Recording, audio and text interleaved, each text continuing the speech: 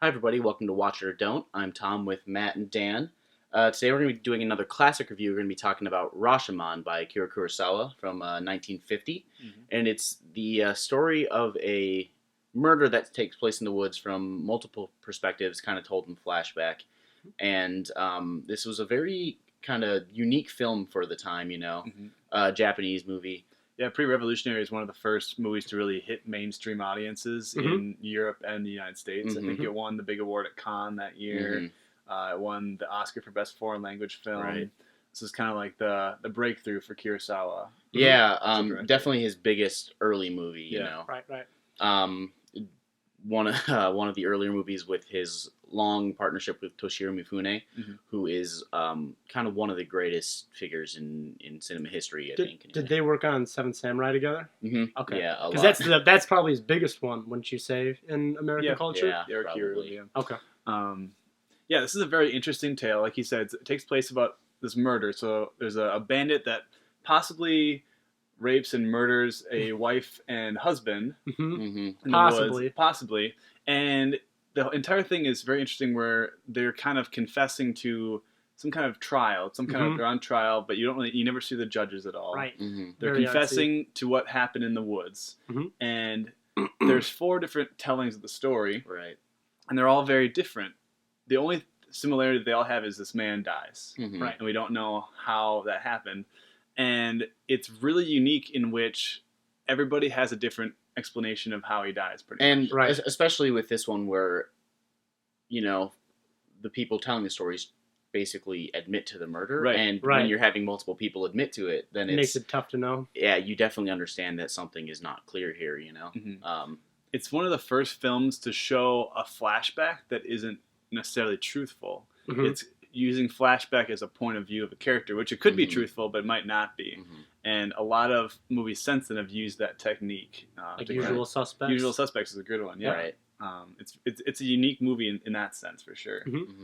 And this movie is definitely up there for me. I'm a big fan of Kurosawa. I think he's got a really good kind of take on humanity and the good and the bad. And one of the things he really loves to do is kind of poke fun at masculinity and the idea of being this macho, guy. And in a lot of his movies, and this one included, these guys act tough, and then the swords get drawn, and then they scramble trying to avoid being killed. No one wants to die. And it's just kind of this really, really good criticism, I guess, of human nature and trying to be bigger than you are. It's got a lot of deep undertones, this movie. Yeah. I mean, would say so. It's very focused on humanity and whether or not it's good or evil. And stuff like that. So there's kind of a side. So the whole thing kind of takes place in flashback, but there's kind of a present storyline where a couple of people who were at the trial are kind of commiserating afterwards. Yeah. And they're at the gates of Rashomon. That's why it's called, the movie's called Rashomon. But they have just seen this horrible crime. They've witnessed this trial. They don't know how everything went down. And they're kind of debating what's the nature of humanity. Can it be this horrible, or is it actually Well, they're saying that's terrible, and they've had a lot of terrible things happen, like earthquakes and floods. I'm like, those sound a lot worse than this one murder. That's what kind of makes me laugh at the beginning. But I mean, again, that's kind of the thing where it comes down to all these horrible things are, things that nature throws at you, or even wars. It's that these nations fight, or these, lords fight.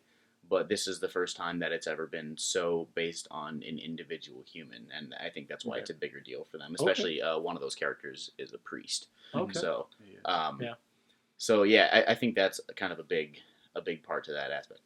Yeah, I agree with that. Should we jump into ratings? Yeah, we can do that. I appreciate this movie. I will say that right now. I don't know Kurosawa maybe as well as other people do. I've seen a few of his movies. I think they're all classics. Which ones have you seen? I've seen Seven Samurai. But anyway, this one I love on paper, and I love what it said. I love the message behind it, and I love the ideas it shows. Kind of showing how we all have this bias, this point of view bias that we don't really know. We all try to boost ourselves up in the retelling of a story. Right. It's really interesting, and I especially love the ending with the men commiserating and don't give away too much. I don't want to give away too much. I love the ending. It's a good ending. I don't as much love the retelling execution of it. I understand where it's going for the plot wise. I think it's maybe a little dated in that sense. 1950. But that said, I still think this is a classic movie. I think this is a must see for any film lover, Right. for sure. Yeah. Especially if you're new to Japanese cinema, you need to watch this at some point. It's a good breaking in. So I'm going to give this an 8.7. It is a classic. It's not my favorite classic, but I think it's definitely watchable, and you should watch it. Nice. On that note, I'm giving mine a 3 out of 5. I think it's a good movie. I respect it. I understand why it's a movie and what cultural impact it's had on the United States. And it's nice to see, like you said, if you are trying to get into Japanese cinema, I've seen this and Akira, that's another one of his big ones. I haven't seen Seventh Samurai. I got to do that. But this is a nice getting to know it. You'll read the subtitles and just get an ear for the Japanese, because that's different if you've never heard that before in a movie other than Godzilla, maybe. But 3 out of 5. I know it's terrible to say. 3 out of 5. I wouldn't sit down and watch it a bunch, but if you're a huge movie lover and really into the art form of it, I would say check it out. Okay. I give this movie an amazing. I really, really love Kurosawa. There's a really special place in my heart for that kind of feudal Japanese era, and major points for Toshiro Mifune, because he really is one of my favorite people in cinematic history, and about the manliest man that ever lived. And Kurosawa just has a really great way of kind of telling stories without necessarily, I don't know the best way to put this. He doesn't necessarily do it subtly, but he does it with a very sure, hand. He's very, very crafty, very skillful. Yeah, and on a very low budget, this film is Right. very cheaply made. Right. And they're probably just in a backyard somewhere there for the wood scene. Yeah, and while some of his other samurai movies are great, Yojimbo and Sanjuro, like those kind of lack the depth that Rashomon has, and that's why Rashomon sticks out so much for me. It definitely has that depth. Yeah. Very, very important to anyone who is kind of studying film. I know I watched this in a film class, Same. It was very important for me in that learning process. Definitely. Nice.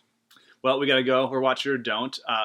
Note on these classic reviews, if you have any suggestions of movies you want us to review and watch, leave them in the comments. We'll do it. Even if it's terrible. Yeah. Anyway, we got to go. Be sure to subscribe for more content, and be sure to check us out on Facebook and Twitter. We'll see you next time.